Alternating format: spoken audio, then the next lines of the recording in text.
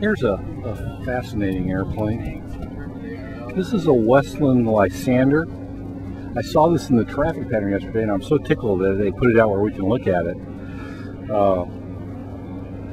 This is a World War II vintage airplane. This one's Canadian.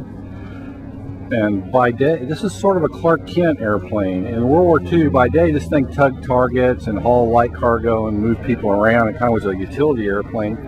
But at night, this thing was the James Bond of World War II airplanes. The Brits in particular and the other Allied forces used these Lysanders to fly from England in the dead of night and land and drop off spies and equipment to the undergrounds, the French undergrounds and other undergrounds there, and then to extract them when their tour duty was over.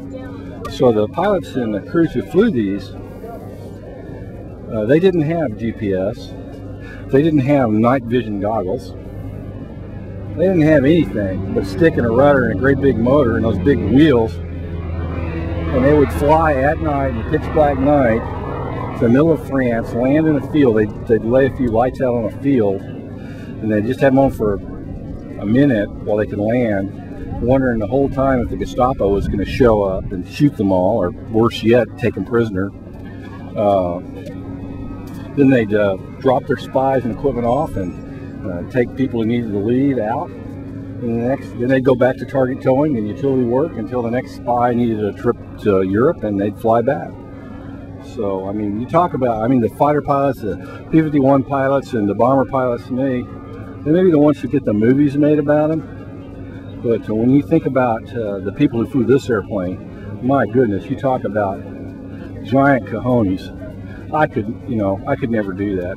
Look at the leading edge of the wing when it's got a pretty sophisticated airplane, really.